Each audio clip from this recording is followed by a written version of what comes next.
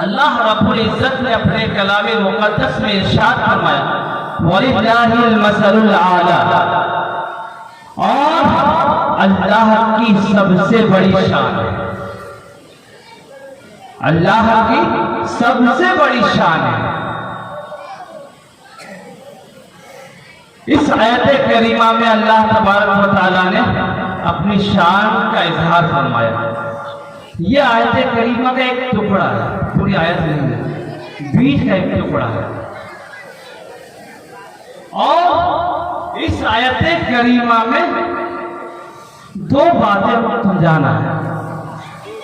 ایک نبوت، ایک ولایت۔ نبوت الوہیت کی دلیل ہوتی ہے، لیکن الوہیت کو ہم دیکھ نہیں سکتے، اور ولایت نبوت کی دلیل ہوتی ہے۔ اسی طریقے سے 1,24,000 کم و بیش انبیاء کرام آئے، یہ سب کے سب اللہ کی شان ہے،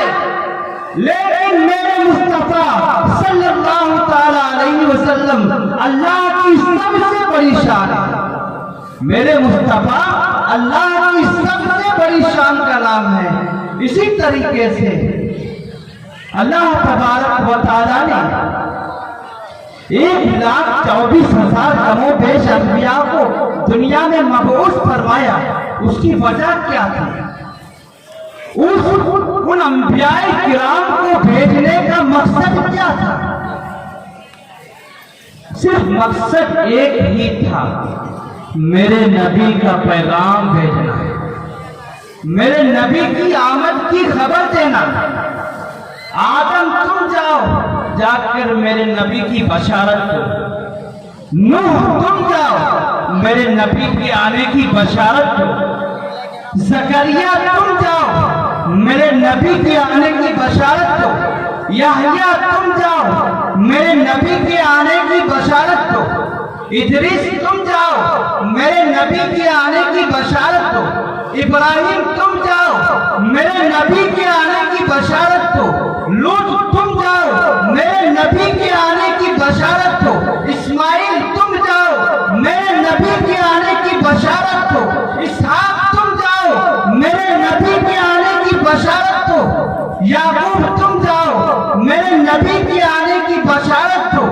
یوسف تم جاؤ، میرے نبی کے آنے کی بشارت دو، موسیٰ تم جاؤ، میرے نبی کے آنے کی بشارت دو، عیسیٰ تم جاؤ، میرے نبی کے آنے کی بشارت دو۔ کیوں؟ اس لیے کہ اللہ تبارک و تعالیٰ نے دو محفل کا انعقاد کیا عالم ارواح میں۔ جس طرح سے آپ اور ہم یہاں موجود ہیں، اسی طریقے سے عالم ارواح میں اللہ نے دو محفل کا انعقاد کیا تھا، دو بجے سجائی اللہ تبارک و تعالیٰ نے۔ ایک محفل تو وہ جس میں آپ کو بھی بلایا، جس میں ہمیں بھی بلایا، جس میں منبر نور پر رونق افروز علماء کرام انہیں بھی مدعو فرمایا اللہ نے۔ عالم اکناف کی جتنی بھی اشیاء تھی تمام کو وہاں پہ مدعو فرمایا، اور فرمایا اللہ کتاب فرماتا ہے الستو بربکم، کیا میں تمہارا رب نہیں؟ الستو بربکم، کیا میں تمہارا رب نہیں؟ ساری مخلوق نے، قیامت تک آنے والی نسلوں نے یکجا ہو کر ایک ہی بات بولا، قالوا بلا، مولا تو ہمارا معبود ہے، تو ہمارا رب ہے، تو ہی تو ہمارا ماوا ہے، تو ہی تو ہمارا ملجا ہے، سب کچھ تو ہی ہے۔ سب سے پہلے بولنے والی ذات میرے آقا حضور احمد مجتبیٰ محمد صلی اللہ تعالی علیہ وسلم کی ذات تھی، قالوا بلا۔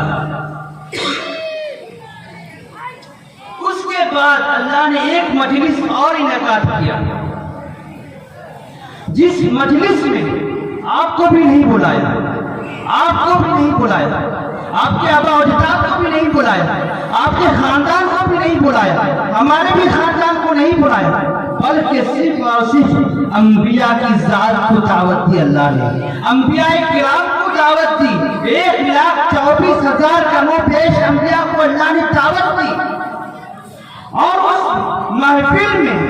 اللہ خطیب بنا، اس محفل کا موضوع تھا شان مصطفیٰ صلی اللہ علیہ وسلم، اور میرا خدا اس محفل کا خطیب تھا، اور تمام انبیاء کرام اس محفل کے سامعین تھے، اس محفل کے سامعین تھے۔ تو اللہ تبارک و تعالیٰ نے ایک وعدہ لیا، وَإِذَا أَخَذَ اللَّهُ مِيثَاقَ النَّبِيِّينَ لَمَا آتَيْتُكُم مِّن كِتَابٍ وَحِكْمَةٍ ثُمَّ جَاءَكُمْ رَسُولٌ۔ اس محفل میں اللہ نے ایک وعدہ لیا کہ اے نبیوں، اے رسولوں، میں تم کو نبوت بھی دوں گا، میں تم کو رسالت بھی دوں گا، میں تم کو کتاب بھی دوں گا، میں تم کو حکمت بھی دوں گا، میں تم کو عظمت بھی دوں گا، تم کو شرافت بھی دوں گا، سب کچھ دے کر نوازوں گا جب تم دنیا میں جاؤ گے، جب تبلیغ کا کام شروع کرو گے۔ لیکن خبردار، اس دوران میں اگر میرا محبوب، میرا محبوب اگر اس تمہاری تبلیغ کی دوران میں اگر دنیا میں مبعوث ہو جائے تو تم اپنی تبلیغ کی دعوت کو بند کر دینا، تم اپنی تبلیغ کا چرچا بند کر دینا، اور اس کے بعد میرے محبوب کے دامن سے وابستہ ہو جانا، میرے محبوب کے دامن میں شامل ہو جانا، اور اپنی نبوت کا چرچا نہ کرنا، بلکہ میرے نبی کی نبوت کا اعلان کرنا، میرے نبی کی رسالت کا اعلان کرنا، میرے نبی کی نبوت کا اعلان کرنا۔ تمام انبیاء نے میثاق لیا، میثاق تو لے لیا، وعدہ بھی لے لیا، لیکن وعدہ پر گواہ بھی چاہیے۔ اب گواہ کسے بنائے؟ وہاں پر تو ساری ذات سب سے اعلیٰ ہے، سب میں اعلیٰ ذاتوں کو اللہ نے مخاطب فرمایا، لیکن اب وہاں پر وعدہ تو لیا، اب گواہ کون بنے گا؟ تو اللہ فرماتا ہے وَعَلَىٰ مَعَكُم مِّنَ الشَّاهِدِينَ، تم پر